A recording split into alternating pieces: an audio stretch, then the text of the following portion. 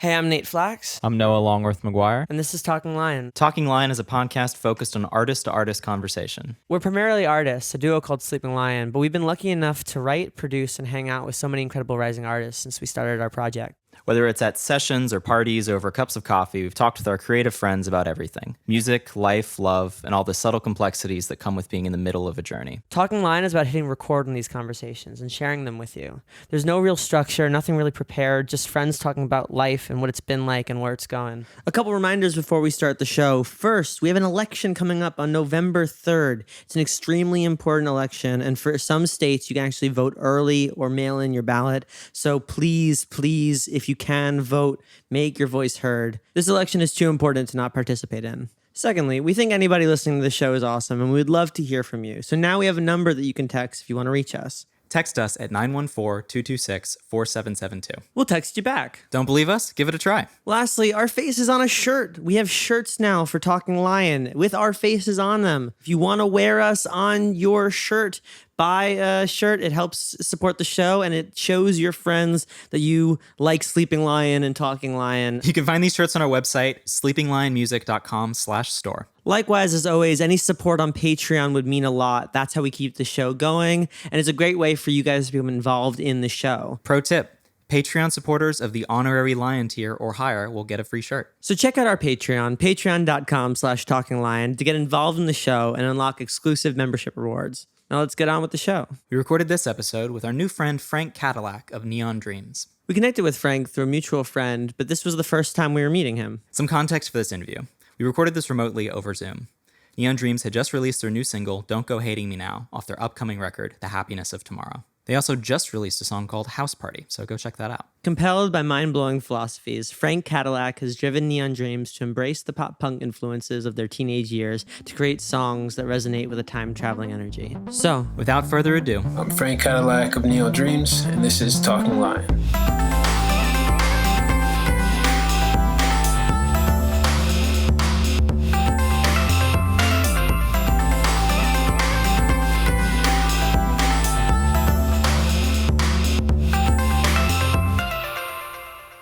well, hey. How are you today, man? So far, so good. Like I was saying before we started up, the sky is currently impossible to see, and it all smoky. It looks like someone erased the sky. Yeah, it looks like the whole sky was just erased, and it hurts to breathe outside. Yeah, it's not fun. But that's just LA for you. Yeah, man. I'm out in the East Coast, and it's exact opposite. You guys should come down here sometime. And everything's all You're saying over. Halifax, yeah? Yeah, Halifax, Nova Scotia. It's a small place. People are really kind, and it's like a great community to grow in. I'll take that. I spent I camped on the west coast of Canada when I was a teenager, and Canada's great. It's just so pretty. Like, so much of it is so pretty. And I hear the bagels are really great too, you know? Oh my God, yeah. Yeah, bagels are great out here.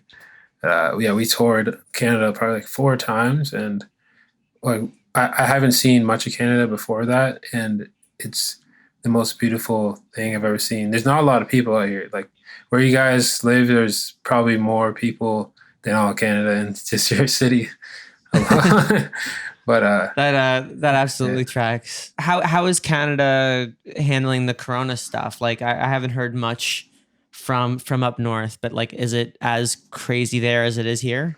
I'm not sure outside of where I'm from, because on the East Coast there's this thing called the Atlantic Bubble, which means like all the Atlantic provinces.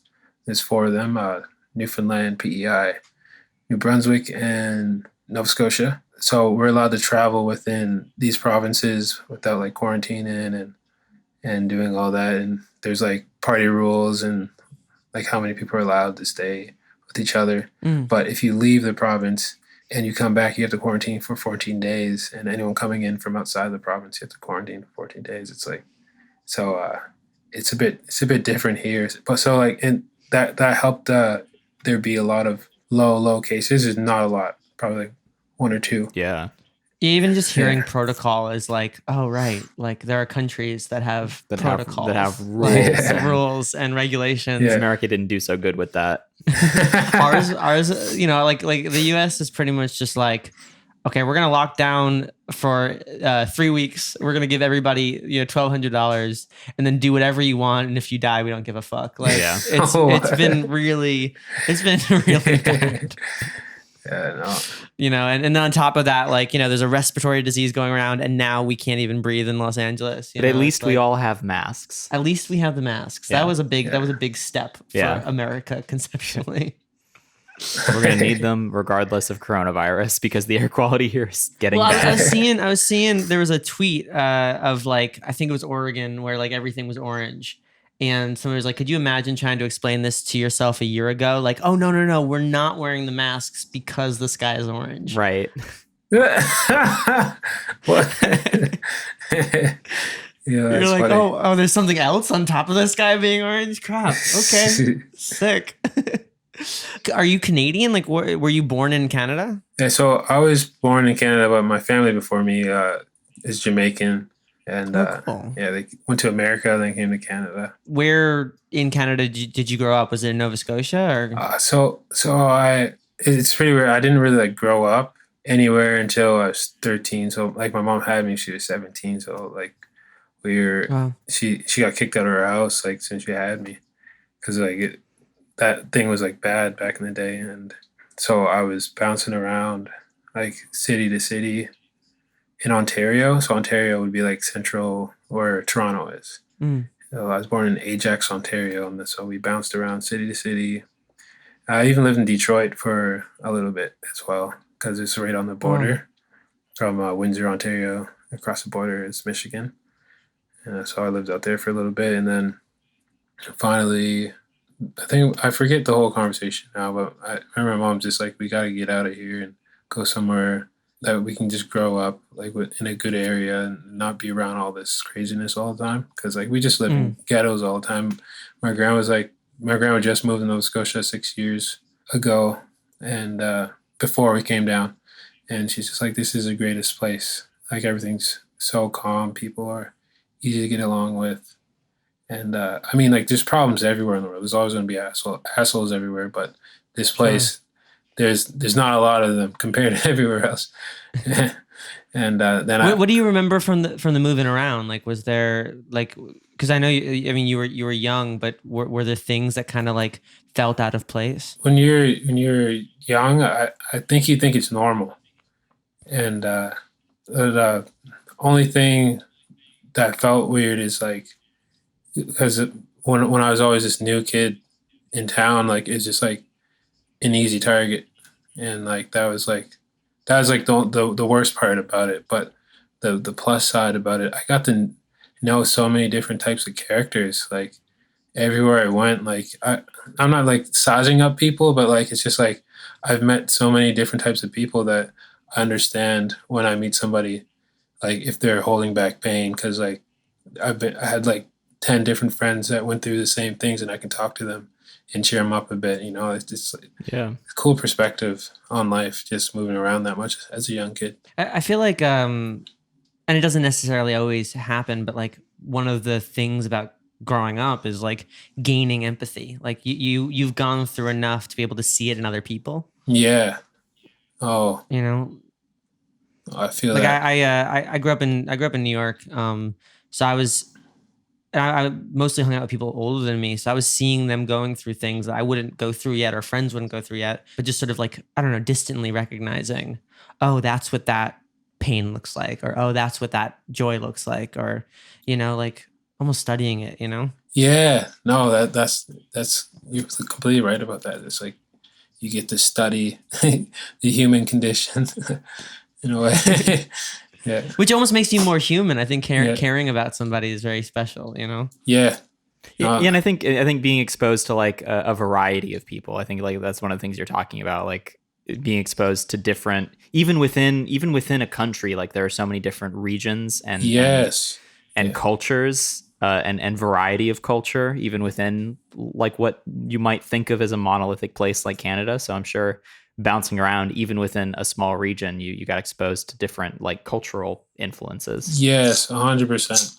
And like the main thing I learned from it all too is like everybody is going through like the same growing pains, you know, like no matter how rich somebody is. Like I used to like be upset. Like as a poor kid, you see someone rich and them complaining and stuff. Like I'm like, you're like, shut up. Like you got everything. And then like my grandma, she saved up money to put me in a private school. Just because like she thought I was never like this horrible kid. I was just like a really quiet kid and just in a weird situation. And she wanted me to do good in life. So she's like, I'm going to put you in private school for a year. And I met all these like rich kids and they're cool with me. And I got to go see their lives. And it was crazy because they're just in as much pain as my friends back in the hood, just in a different like shape. Like, you know, their mom and dad are never home. They're just in a big ass house by themselves. And like, they're pissed about that, you know, super rich kids, the Frank Ocean song. That's the whole conceit of it. Yeah. Yeah. So it's just like, it's a crazy perspective. So I'm just like, I have no one to be mad at. It's just like, you're dealt the cards you're dealt and you got to work through it. It's like almost started to see life as like this game where you have to like, there's levels to it and you just got to find a way to beat each one, but there's always going to be a problem. Like, which in that sense, like the sort of victory there, you know, in the game of it is laughter and kindness, I think, which obviously sounds very like platitudinal, but I think it's really like special because if you can go through whatever you've gone through and still be kind and still find time to like laugh with friends and be grateful for stuff, then I love that you said that. You know, like you win a kind of victory over people who are belly aching over things that they have no control over, you know? Yes. I learned so much about what you said, this laughing about stuff. Like it's crazy. I met Alex from Rush, you know the band Rush? Yeah. Yeah. The Canadian treasure. Yeah. He said something so important. And me and my friend are just like, how did you guys do it for so long? And he's like, well, in this industry, there's so many ups and downs, a lot more downs. And he's like, you have to find a way to laugh at everything and you'll do perfectly fine, like in this industry.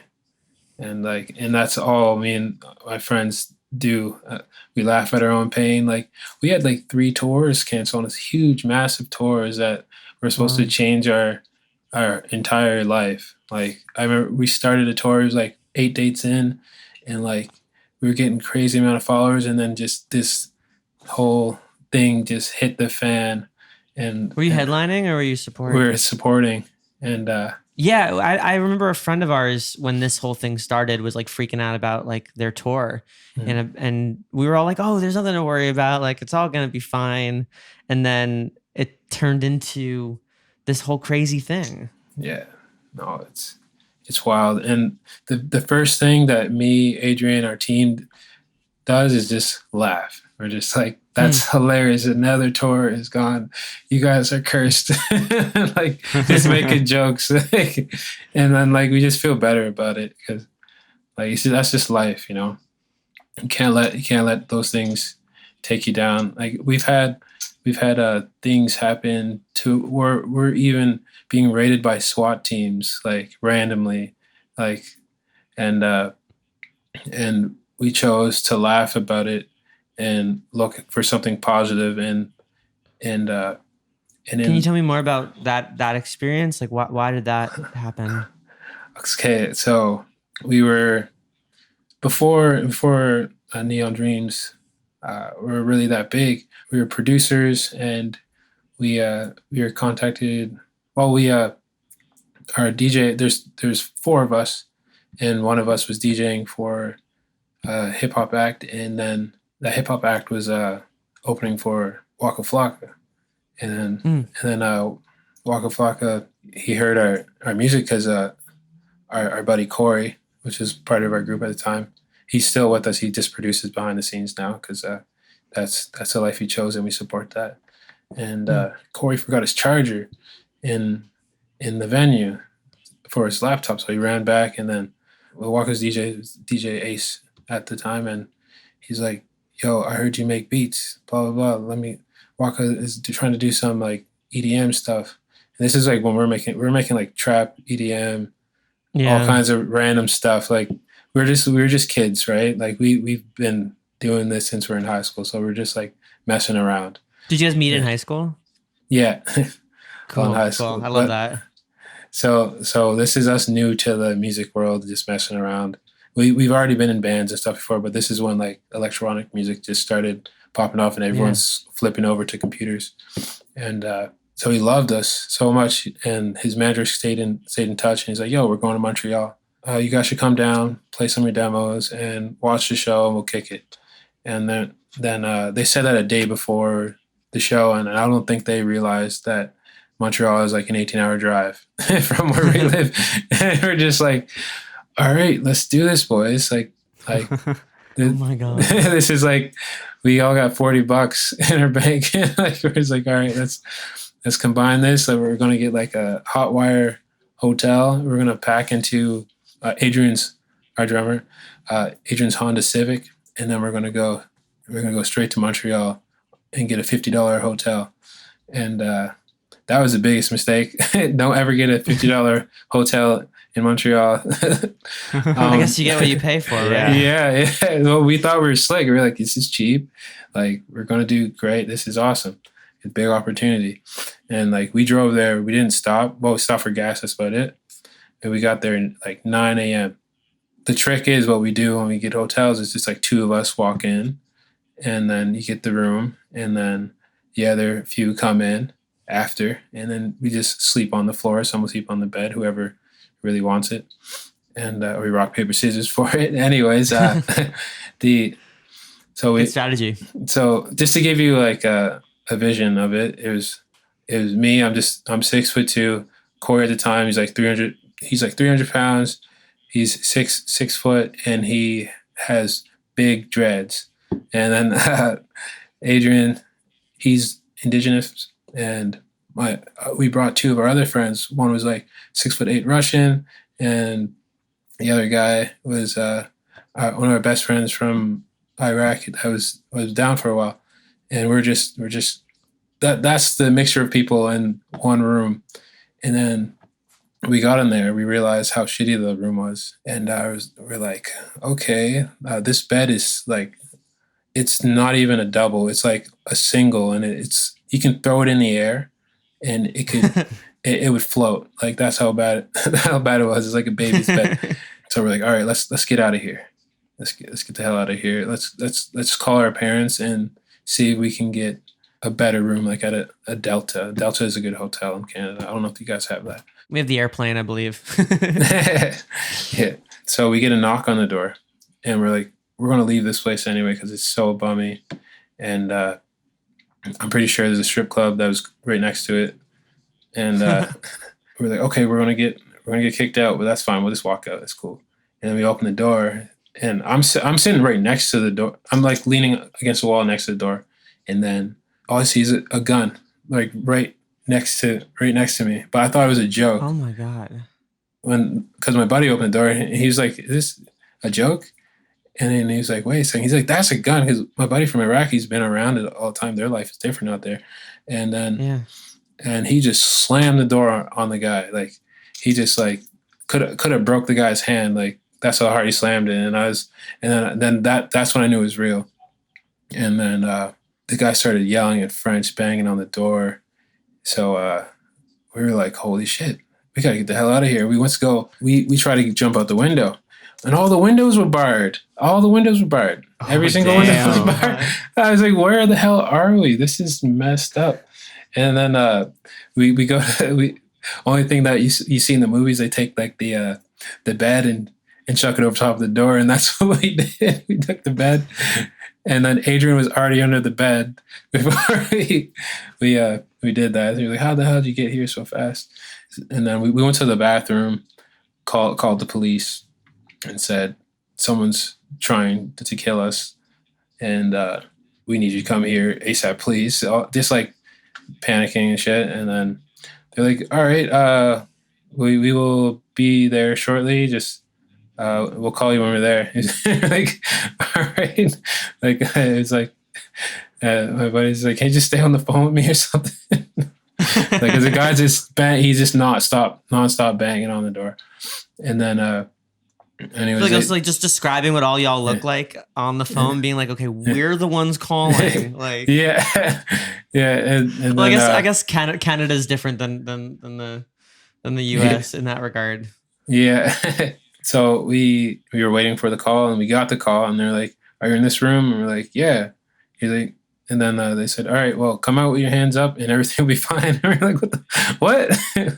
He was like, "We called you," and then he's like, "Yeah, it's gonna be fine. Just come out with your hands up."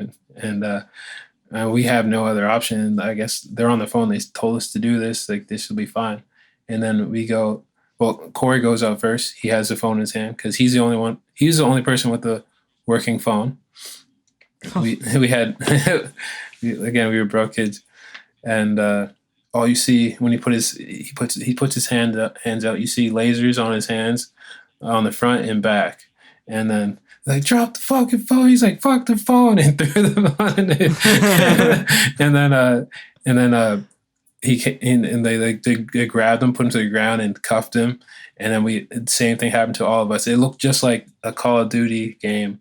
Like, I've never seen a SWAT before in my life in action. Holy shit! And so there's like four on each door.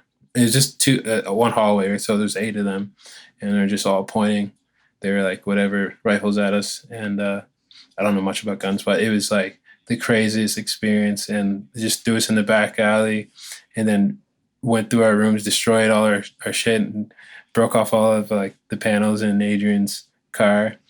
And then they're like, "Oh, Wow. we have a mistake," and started laughing. Like, excuse me.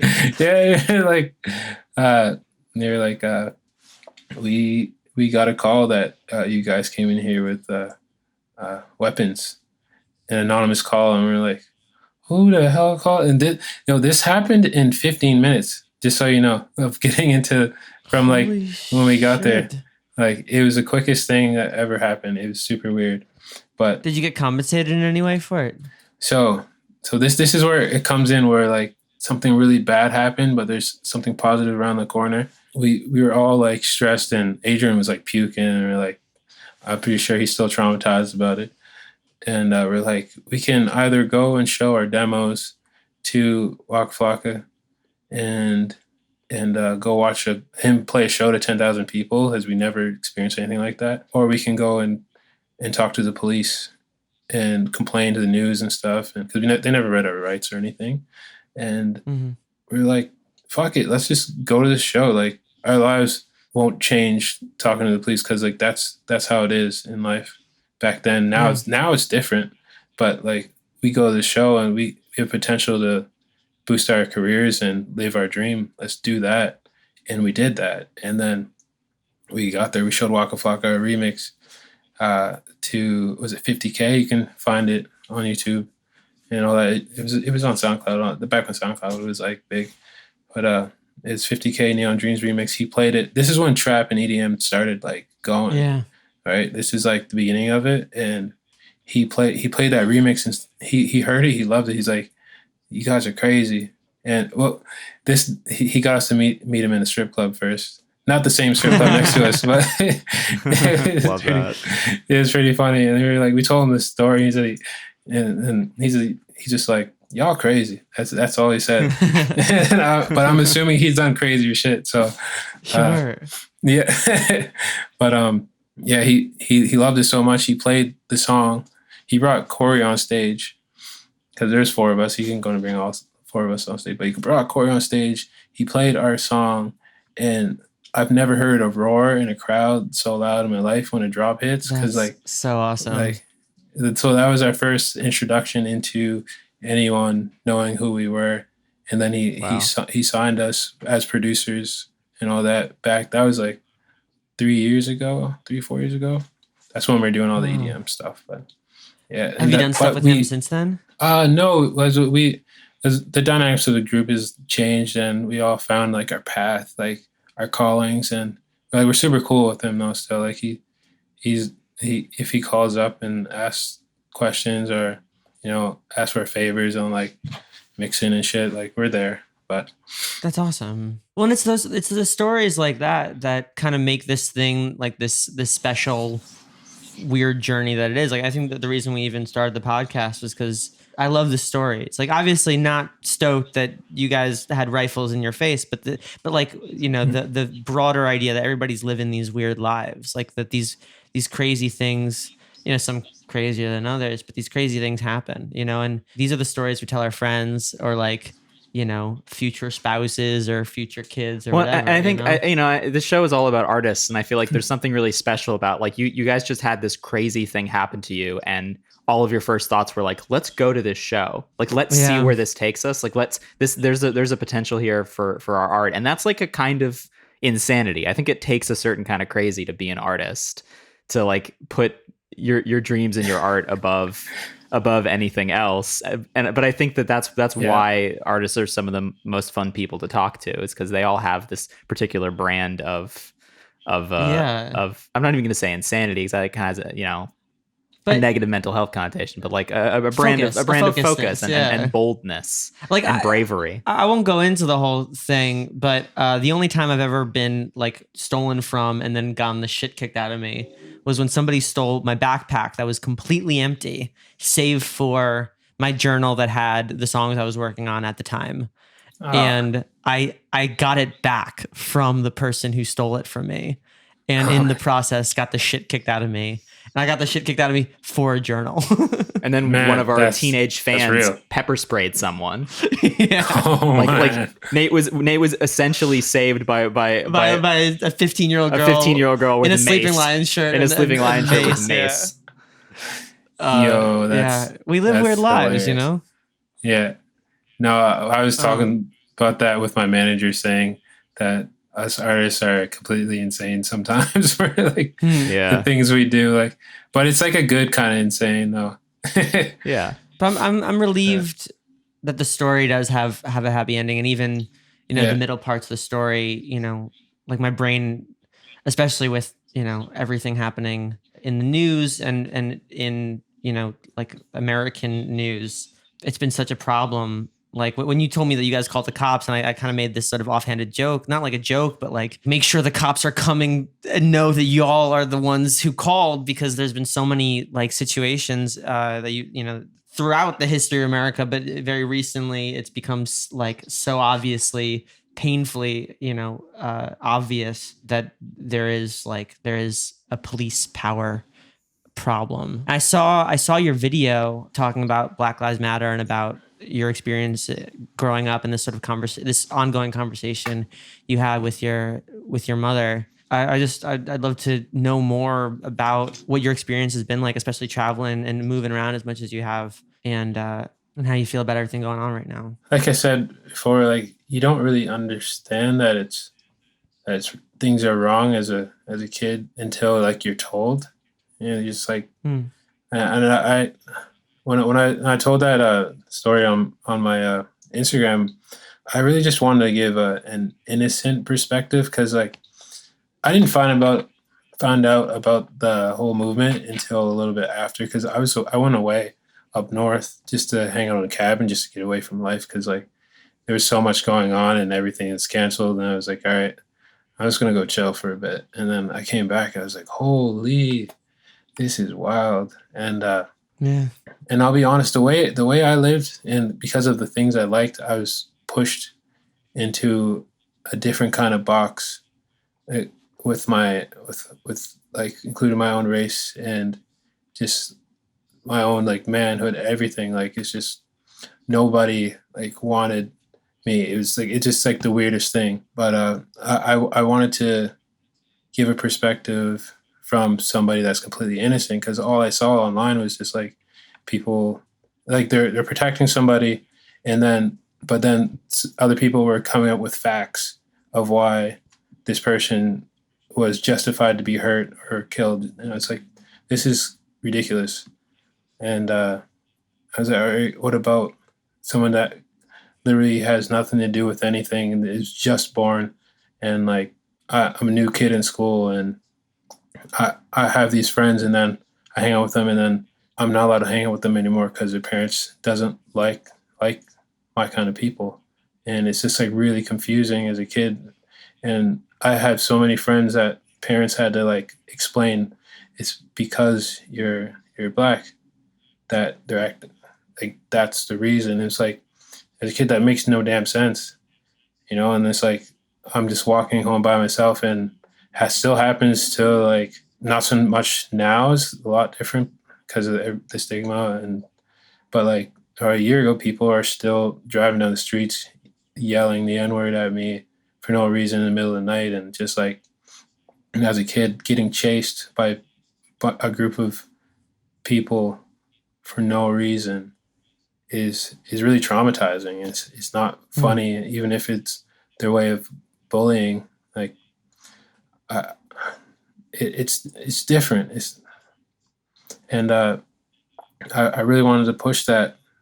Like, what do you say about that? There's nothing to really back that up. And I'm not like speaking for just my race. It's like anyone that's a minority, they get that. As I grew up like the only black kid in a lot of communities, so bullying and racism were like the same thing, and I just had to accept it. Like literally, like I just had to like think above it. That's what my mom taught me, and just like try to do better. And then eventually, I got to the thinking level of like, well, why are these people doing this? Like these kids they're brand new like me, and I guess because I'm so quiet, I think a lot. I got to the point where I'm just like, it's not these kids. It's because like my mom's teaching me this stuff. I'm like, their parents should teach them this stuff, and then go above that. Like, why are the other black kids that I meet, why do they don't like me because I like, like I like rock music every now and then, like what's going on? There's like something else going on in the world. I didn't have the words for it, but there's like this. But now that all this stuff is happening, when they call it systematic, it just made so much sense to me. Like, even down to the movies I watched, like everybody's a thug or someone really poor. Black guy dies first, and then like.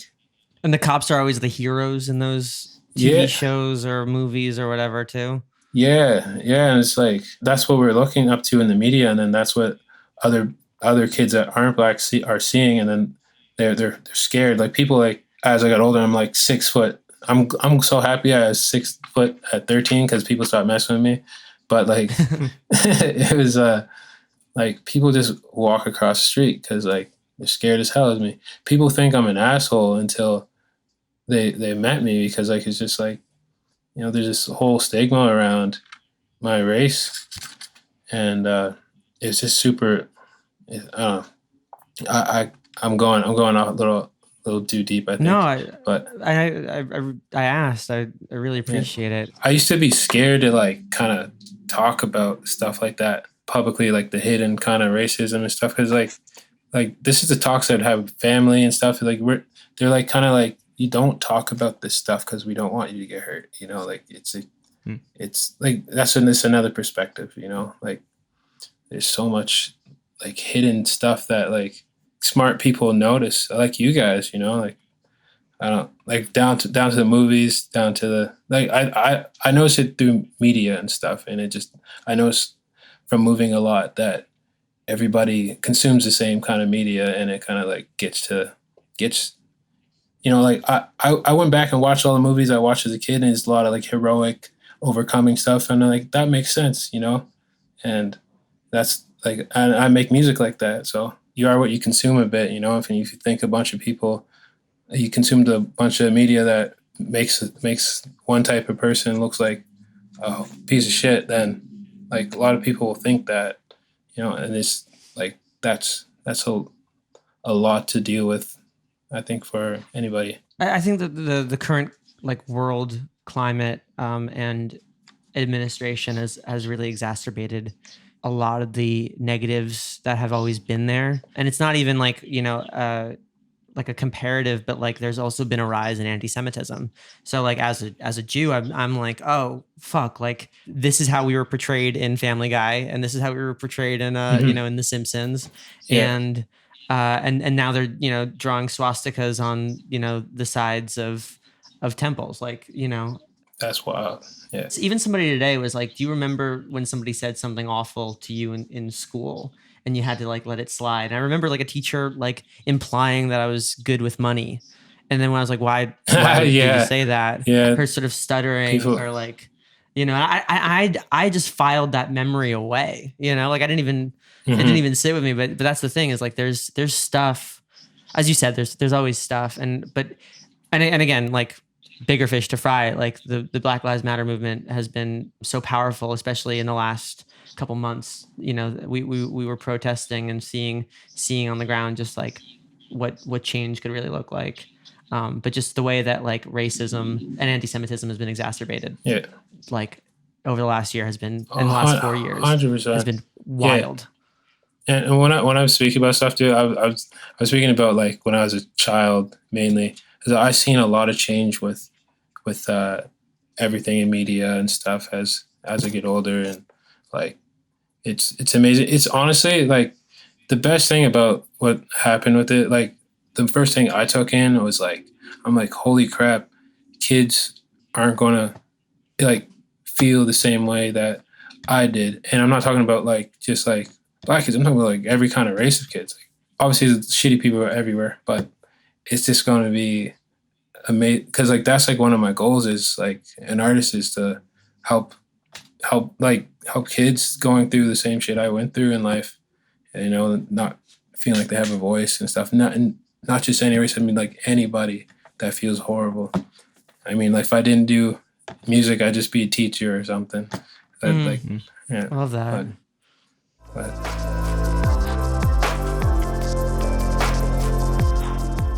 now, you had a song come out today that is also a single off of an upcoming record. Is that record echoing some of the experiences that you were talking about today? Yeah, it's so the record's going to be called "The Happiness of Tomorrow," and it's pretty much all these realizations I've had in my teenage years that I want to share with my fans, and including just like bringing back all the sounds to like early 2000s, because that's what we grew up on, like pop punk, pop rock. Yeah, I was gonna say the single you put out today, there's so much pop punk influence, and we're huge pop punk nerds. Yeah, so we're living for it. Picked up on that. It's really well done. I really think like alt pop, like this whole genre of alt pop is literally just the 2000s, like pushed into one bottle, shaken up with a bunch of slightly different genres, and it's just turning out to be like the coolest shit ever. Like you can just tell right away now, like, oh, that guy's alt pop. It's pretty cool. I remember going to this party when I think it was like 18 or 19, and like I was never one that was always talkative. I always looked for the other person that was like kind of quiet, because I know I could talk to them and they'd have some weird, funny shit to say, and and like we'd relate more than everybody. So I was talking to this girl, and we were just talking about hangovers and how like they suck. It was just like basic talk, and then she said something like really cool. She's like, "Well, what's funny? It's like drinking is like borrowing from the happiness of tomorrow. That's why we're always like so hungover and life sucks the next day." And I said, that's freaking awesome. Like that was the first time my mind was blown. Like, and I wasn't into spirituality and stuff like that. I was just like this weird kid, and I was like, damn, that's crazy to think about. And I've held that with me for a long time, because I thought it was a really special moment, and it was my party trick to say at parties. but you keep the mind blowing going. Yeah, I just keep telling people that, and you're like, oh. And then when we got into this pandemic state, I started like going through all the movies and stuff, and I got the idea for the album because I started watching Perks of Being a Wallflower, all these coming of age movies, and it just all hit me, and I'm just like, I gotta bring back all my teenage years and put it into an album, because I think that's another important part of life that that I should be talking about with my fans. Just being a teenager in a sense is either taking or saving the happiness of tomorrow. Like either you're doing great and living it up as a teenager, which I think makes it harder to cope as an adult, or you're struggling and thus becoming that's planting the seeds that'll make you make you a cooler adult. Yeah. Yes. No. It's never binary. Like it's That's crazy. You got a little column A, little column B. You guys have such great perspectives too.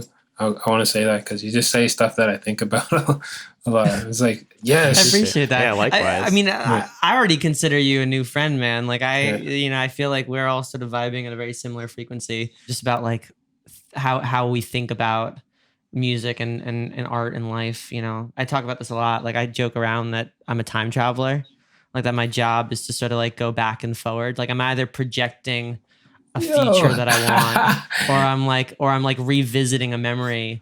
But it's like the difference between a memory and time travel is a memory is colored by like everything that you're looking back at it with, like all the baggage that you got from that thing. Whereas like time traveling is like living in, that moment. And so, yeah, I feel like our job is to be professional time travelers and to like understand yourself as like a kind of Russian nesting doll, so to speak. That's the craziest thing I've ever heard. That's awesome, man. I'm gonna use that at a party. dude, another mind blower. I see your Rick and Morty poster behind you, so it's a literal mind blower. Yeah, you're gonna need the crystal. Morty's mind blowers. That show is mind blowers. That was the best episode. You actually blew my mind with that. Now I can't stop thinking about it because it's true, man. I appreciate that. Just like even when you're daydreaming. I don't know if you guys ever daydream and just like it's just like you're not even here and you're thinking about like your song or a music video or like even in the moment when you're thinking about a song, like where do you go? Like you're not seeing anything in front of you. It's like the weirdest thing. Oh. If I'm stoked about a song, I'm projected into playing it in front of 10,000 people, or I'm like on Kimmel talking about like, the process for creating it. Like if I'm excited about a song, I'm already having the interview in my head. Like I'm already in the future of that song. And, but if I'm having like a tough week, I'm also occasionally to get out of it. I'll be on Colbert. Like, yeah, but that was the week before I figured all my shit out, That's a great way to look at shit, man. Or I'm telling awesome. I get back home from like a bad date and all of a sudden I'm like, Ted Mosby narrating How I Met Your Mother. I'm like, that was a bad date. But had I only known that your mother was in the room that night, that's the best. Like I'm always trying to contextualize things into this sort of like narrative and this future thing. You must love time travel movies. I'm obsessed with it. Though I have very specifics about what you can and can't do in a time travel movie. Yo, what's the one rule? Because I'm just curious. It's the same. I'm like a firm like determinist when it comes to like time travel movies. So like Back to the Future, I really don't fuck with. I'm a big believer of like if you see somebody getting hit by a car, you can't save them. Like maybe you're driving the car. Like I think Harry Potter Prisoner of Azkaban is an objectively good time travel movie because it's contained. It's self-contained, Yeah, it's super contained. Man. Yeah, like you can't change the past. The past has already happened. It's already happened. Yeah. The future is happening. Oh man. Okay, you guys probably don't watch it. It's like Marvel's Agents of S.H.I.E.L.D. The last season's all time travel stuff and they just like breaking all the rules. Right. That was my issue with Endgame. I feel like Endgame, like I'm like, God damn it, I love Marvel so much. And you're breaking my heart via time travel time travel discrepancies. Yeah. Still gotta finish it though. They might have fixed it by the end.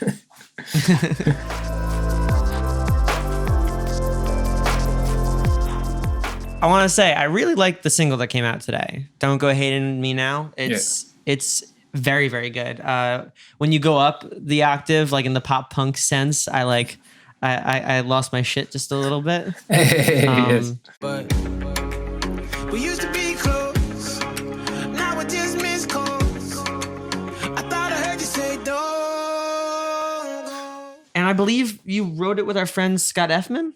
Yeah. Oh, you know Scott. Yeah. Yeah, he's great. He's awesome. The guy that like sings everything. He's the most amazing person. It's awesome. He Super talented writer. I met him in Nicaragua, man. Oh wow. Of all places, yeah. It was just Just craziest person. happened upon him in Nicaragua, or was it like a camp? I was like, camp. It'd be funny. He was like, "Hey, you're a producer. When you're I'm a walking writer." around Nicaragua. Yeah, no, it was like, so at this camp, it was like, if you talk to him, anybody that went to that camp on the same camp as us, like it was the most like healing, like spiritual kind of vibe there. Like everybody was going through something, and somehow like all of us came together and like made this like unforgettable like bond and pact. It like that changed everybody that went there's life. Like it's crazy. Like I love that. yeah. Camps are so like healing. You know, I went to a camp in Joshua Tree in January, like following like a pretty tough breakup, and like just 3 days, you know, or 4 days out in the desert, I was like, I'm a new person. Yes. I'm weightless, you know. I am no longer heartbroken. I am just a heart. Yes. Yeah. Breakups make great songs. They bring the best. They certainly do. which is I think a tough consolation. Like at best you're like, oh cool, I made something of this. And at worst, I wrote this line, which is it's just air where there once was someone. Oh man. Yeah. You know, and I'm like, okay, you know, a little column A, a little column B. What was do you have a I was going to tell you one of my lines. It's like, oh, I caught a butterfly. I had to let it go. I had to let it fly. It's like, oh man, I love that. Is there a lyric that you like from "Don't Go Hating Me Now"? The part where I said, "Don't go hating me now when you're coming down." So don't go hating me now. When you're coming down. I like it a lot because it's just like, because if someone doesn't know what the song's about, it's just cool and get into that melody, that part you're talking about. But like, and that moment is like, so like when you're with a friend that's going through like some crazy stuff and he's like drunk or on drugs or whatever, like that, the moment of you when you're trying to help them and they're like lashing out or just upset, and you're just like wondering, are we still gonna be friends? Does he actually like not like me? Because like I'm just trying to do what's best. Like, and I just love that. I love that lyric. Not for like selfish reasons or anything. It's just like, it just reminds me that, you know, like I'm going to be there for my friends even if they're lashing out at me for no reason, and because I know that like these substances or whatever they're going through, it's not them. You know, like. So. Yeah, that really resonates with me. I have had experiences with friends and more than friends, you know, dealing with drug addictions and, you know, trying to figure out like what's my responsibility to this, and, you know, what am I willing to kind of like sacrifice as far as our you know, relationship to really adamantly put my foot down and be like, I think this is hurting you, you know? So that definitely resonates with me. Did you reference Boulevard of Broken Dreams in the second verse? Yes, too? I was just about to talk about that. Yes. Cool. I wasn't sure. I wanted to make sure, you know, but 100%. yeah, that's so I appreciate I did the that. flip on it. I did that throughout like the whole album. It's just like reference all these bands because I was like, might as well like show them some love, and like because I like sing rap, and in rap they pay homage to the heroes or the people that were before them by like referencing, sometimes even just saying their lines, but just blatantly so you know like this is who it's from. And I flipped it. I had to. It was just like perfect. And I really appreciated that. Yeah. You don't have to walk the lonely road, right? Yeah, the fame walks a lonely road. Doesn't have to be the only one you ever know. Fame walks a lonely road. Doesn't have to be the only one you've ever known. Yeah. Yeah. It was the ever that cinched it for me. I'm like, oh, this guy likes his mid 2000s rock, his pop punk. Yes. You know, I know it's an impossible question, but do you have a favorite song on the record? I love them all. Like, it's the first time, like, me and Adrian, we just agreed that we're fans of our own album for the first time, because it feels like we're just making songs that we always wanted to make. You know, when you first get in a band and then you're influenced by, like, you love these two bands that are already like popping, and you're like, let's be like them, and you'll never be like them because they are them. But we finally like figured going through a bunch of genres, like, we never like trend hopping or anything. We were just trying to figure out like ourselves out, because we did, like, just making music is like a tricky thing to wrap your head around, to get people to like it. And especially being in a duo as well, you know, being in a collaboration as well, and trying to find the intersections of what you like. But it's also reminding me of like Ira Glass's quality gap. When you start making stuff, there's a gap between the stuff you like and the stuff you make, and then the thing that every creative has to go through is closing the gap until they like start to like the stuff they make, and it takes a really long time to like truly and genuinely like the stuff that you're making. In my brain, when you were like, I really like this record, I'm just like, teach me. How does one like their own record? But we just put out a record that like we're really proud of, and then I think the next record is going to be one that like I could probably listen to. Oh yeah, we just went through that, like the 2019 release. We're proud of it, and now this one, like, we can listen to it, but like, even at this point, we're like, we know we're proud of this, but we know we can do something even better now that we learned how to make something we like. And we're like, yeah. But onwards and upwards. It's the climb.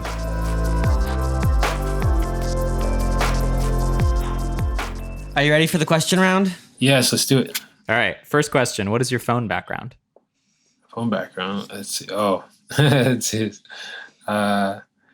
I'm weird, man. I just like put like things to remind myself of. It says, when you start, this is all it is. It's just white and some letters. And it says, when you start taking care of yourself, you start feeling better, you start looking better, and you start to attract better. It all starts within you. Love that. Oh man, that's it.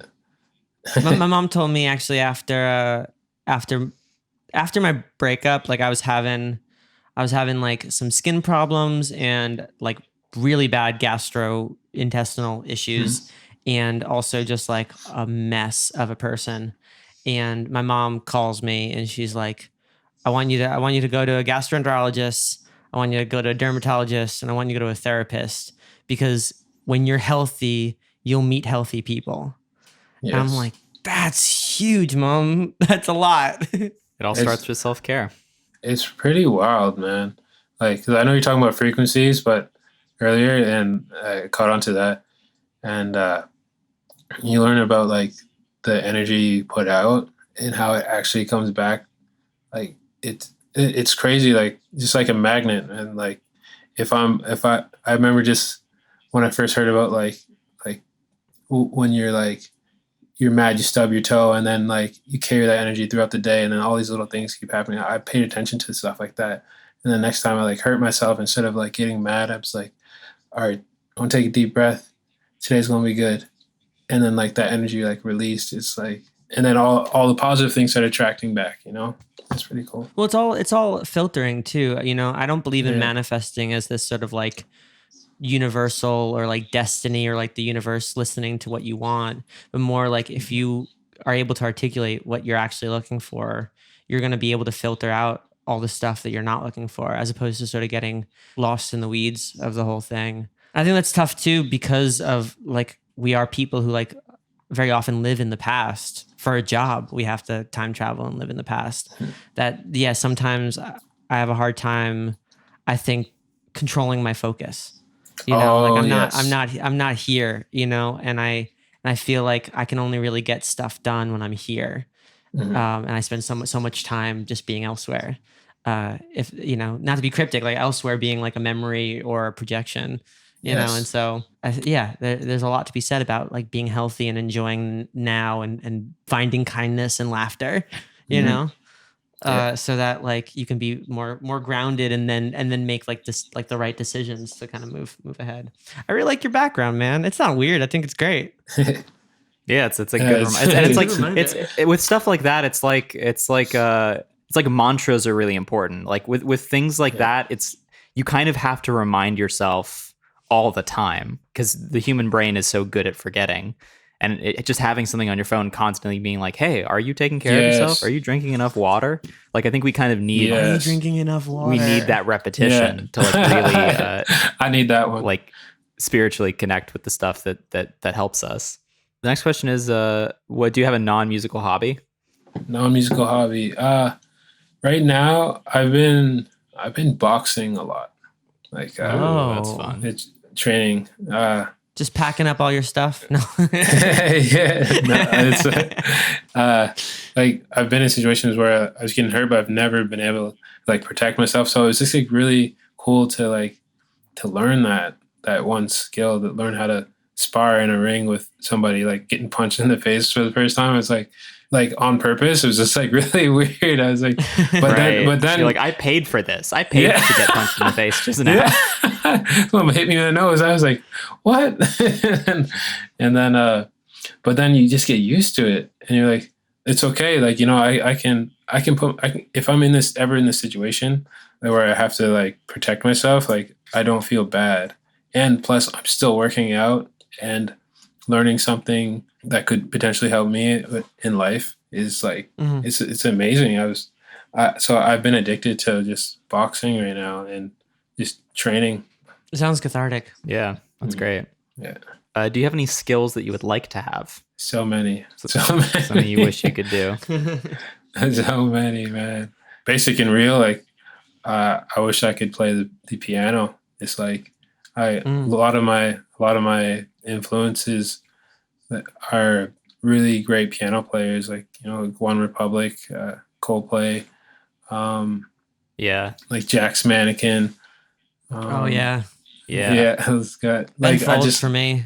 Yeah, those guys are just like, even like, did I say the Fray already? But I've been listening to the Fray so much lately. Yo, man, their melodies are just crazy. Like, no, the falsettos. honestly, How to Save a Life is like no skips. It's like, yeah, even a song like 100 is gorgeous.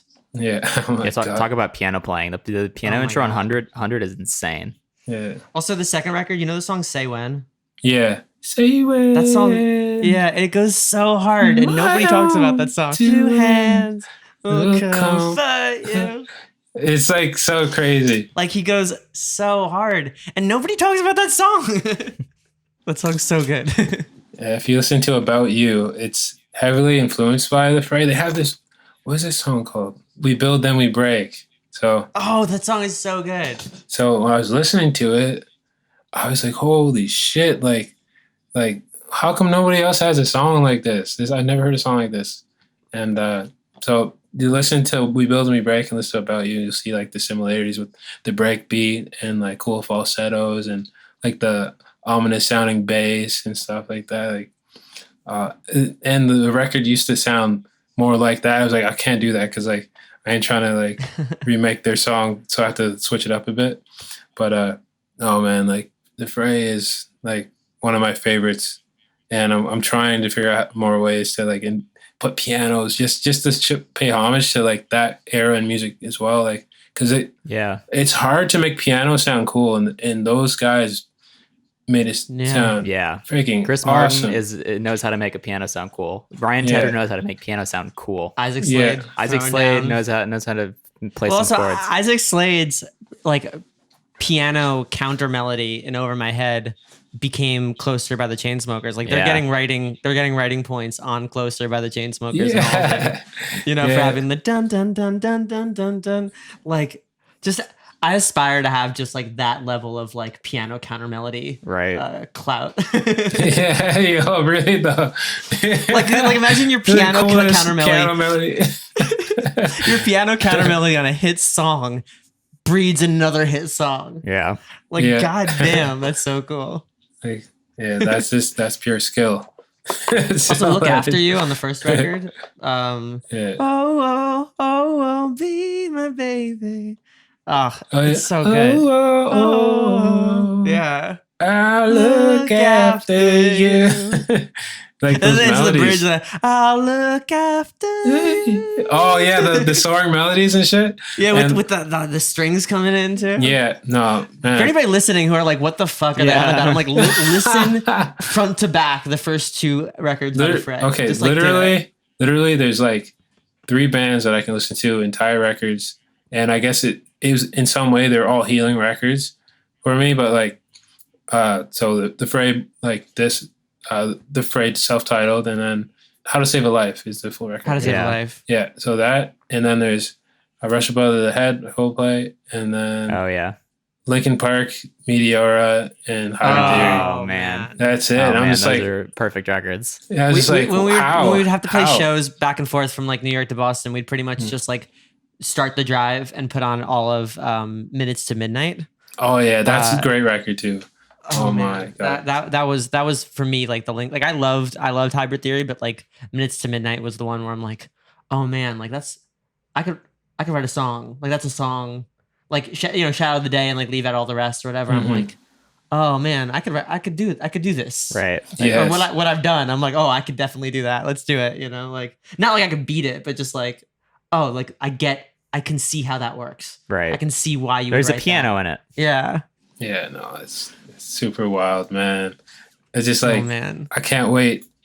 I can't wait to see a friend do something like that. Like I want to do that. It's my goal. But if anybody in my circle of knowing somebody makes an album that is like Thomas like that, I'm gonna be so happy for them. Like that's Oh, man. Yeah. it's like to be able to do that is like not a miracle, but it's just magical, man. Like It is magic. I mean, I believe that just inevitably we'll all know somebody, if not ourselves, Yeah. but it's one of those things where we won't know it's timeless until 10 years from now. yeah, it's Right. true. Or 15 years from now, Yeah. like when kids are like on podcasts saying like, oh yeah, I started my band because of that record. I'm like, oh cool. Like I know, Yeah. I know who made the record. Right. Yeah, It's it's gonna be awesome. the influence, Yeah.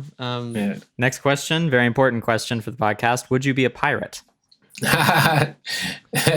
Your Zoom name is Jack Sparrow. Yeah, I know. That's why I said like, yeah. Oh man, I watched Pirates of the Caribbean way too many times, and when we're driving on the road, and because there's a lot of beautiful nature out here, and when we get to like BC, get to Rocky Mountains and stuff, like I'll put on the theme song to like Pirates of the Caribbean. Nice.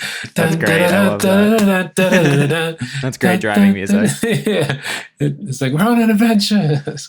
Yeah. What was your first tattoo, if you have any tattoos? Oh man, you guys can probably see it, and it's almost fell. Oh, Wait, is that Linkin Park? Is that a Linkin Yeah. Park tattoo? Yeah. Oh man, Yeah. that is so cool. Very first tattoo, and So you weren't fucking around. No, I wasn't at all.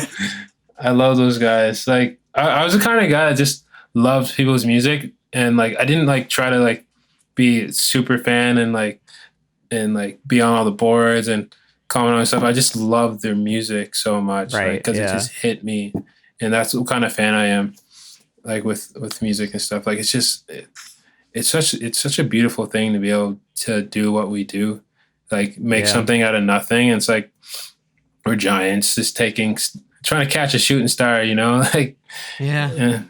it's really cool. Trying to find inspiration, be inspired by the stuff that we're absorbing. Yeah. So when someone makes something like at least when I was a kid, when I heard something that was awesome, especially Linkin Park, it just like, just hit my soul. And like, and it felt like that group raised me as not in a way where like none of my songs sound like them, but like their message got to me to a way. Cause like, I love my father and stuff. He is what he is, and he's a good person, but he wasn't around. So I had like, I just had music to be that, like, that energy I needed in the times I needed like a dad around, so Yeah, it's huge. I appreciate that. yeah.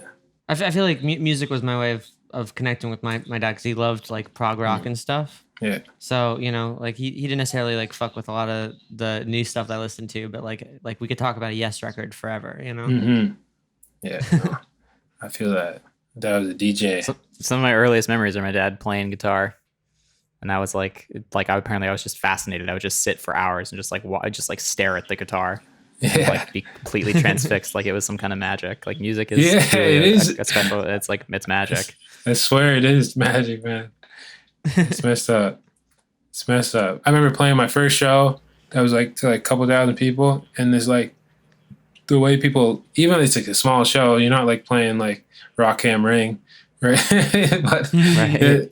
the fact that like people are so like wow, like because they don't even know what the hell's going on. It's just like a wall of sound. Like we're It's just like there's magic. a yeah. And so like it really, I really think it's magic in a term, you know. What was the first concert you ever attended? I'm trying to think because in that year there was like 3 concerts I went to. I try to figure out which one was first, but I'll tell you, I volunteered for an Offspring show out Oh, here. nice. So what happened is the Offspring came down, and then the Queen of, because like Canada, Queen Elizabeth was She's on down your here. money, right? Yeah, she's on her money. Yeah. And she was down here, and she's like, you know what? I'm gonna buy all these tickets and make this free for everybody. So like, a lot of people showed up, and I was just volunteering. And Offspring came on, and I just threw off my volunteer coat because it was raining, ran in the crowd, and like it was the craziest thing I ever experienced. I never crowd surfed in my life. I did that for the first time there. And I remember there was this like little old lady that was just trying to go to the front, and I'm like, you probably shouldn't. Like she was just being mean about it, and I was like, okay, this like be careful because this is like hype right now. Like I'm just trying. And then I don't know what song came on, but like freaking like it was like a wave of people just like washed over her, and I didn't see her again after that moment. Oh, no. Yeah, Punk shows don't play around. They do not play Yeah. around. Yeah, it was like, well, yeah, that year I saw like Offspring, Rise Against. Oh, nice. Nice. That might have been the same show. It's just hard to remember back that far. Black Eyed Peas, Weezer, and Wow. Tegan and Nice. Sarah. All those guys. man. What a Yeah. mix. That's a good mix of artists. Yeah, Tegan and Sarah actually just tweeted us and about the song. They were like, "This is a jam," and I was like, Oh, I love that. That's awesome. That's great. posted that today. I was like, "Holy shit!" Do you have a scar with a story? Well, you probably can't see it, but it's on my left eyebrow. It cuts between the eyebrow and goes underneath it. It's just a silly story, like a typical kid just running around, and mom's just like, "You need to stop," you know, and like karma, like instant karma hits. Right. Yeah. She's like, you need to stop running around before you bust your damn head. And I just kept running, and I busted my damn head wide open. I got like I don't know, 6 stitches in my eyes. There's just Oh man. so much blood everywhere. I thought I was dying. But like, Oh God. yeah, it Yeah, was head pretty wounds. wild. I bonked my head as a kid, had- and it bled like crazy. Yeah, yeah, man. Gotta listen to moms about running and falling. Yep. They know what's up, They know what's Yeah. up. Next question is, what are 3 thoughts you have at this moment? Right now, lightning shit. round. It's a tough one. Oh, I'm touching this pin, and I'm wondering what the hell. Why can't I put the? Sorry. Why is it broken? Because it's broken. And and That's why really am I? poetic. That was like almost Buddhist. Worry not why the pin is broken. Yeah. It is broken. It's just broken. And I'm wondering why you asked that question, because it's so funny. And yeah, and I'm looking at my logic session, seeing it going and going and going and going. That's it. Love I don't. That's a good. That was a good. Those are good 3. I like that. You're actually one of the few people to not be like, oh, I'm hungry. Yeah, most I feel people like are like, I'm hungry. That's their first thought. It's the basic Man, I- Maslow's hierarchy of needs. Yeah, that's true. I usually am, but it's so weird with hunger. Like, if there was a way for me to not be hungry, that'd be awesome. And the last question is, what are you looking forward to? I'm looking forward to see where the world goes. That's like my biggest thought. Because like I always said this, and I'm never gonna say it again. It was like, oh, I'm gonna be dead before that happens. Like that's literally what I've said so many times about like just little things, or even big things that like I never thought like we'd be in the state we are in now. Like it's just like you see that in movies, right? Yeah. And Yeah. and now I'm just like I'm looking forward to see what the world looks like, and I want to be a part of it more so now than ever. You know what I mean? Mm-hmm. Yeah. Yeah. I definitely feel that. Yeah, I'm really curious to see how all of this kind of lands. I'm cautiously optimistic about the election and about the sky in Los Angeles clearing up, and I don't know, all of us figuring all of our stuff out, you know, and having where we time travel to in the future be where we want to be, you know, and then we get there in the cleanest way possible. Yes. But thank you so much for coming on the show with us. We're really, really excited about your record. We love the single, and you're awesome. I think we're all very similar. So you got new friends in LA, 100% for sure. Yes. You guys are amazing. Like I feel like we're friends. just from the likewise. talk. Kindred spirits. Yeah. Yeah. Like literally, I have no friends that say the phrase "dope." Like at all. I swear, I swear. So, I love that. That's the where you hang the coat. You know, like that's where it's at. You know, it's like those, like they said at the parties, that you find somebody that's weird and like that definitely like something that you would like. You know, like that. Those are my friends in the back of a room. Sitting quietly at a party. I'm the one who's over talking to everybody at the party very nervously, but like saying really weird shit anyway. So yeah, like I'm with you 100%. Yeah. But yeah, dude, keep in touch, and thank you so much for being on the show. Yes, man. Thank you for having me. So don't go ahead and leave now. I'm here when you say you don't need any help. Someone's gotta be the bad guy, take you out of the fast line. So don't go ahead and leave now. When you're coming down.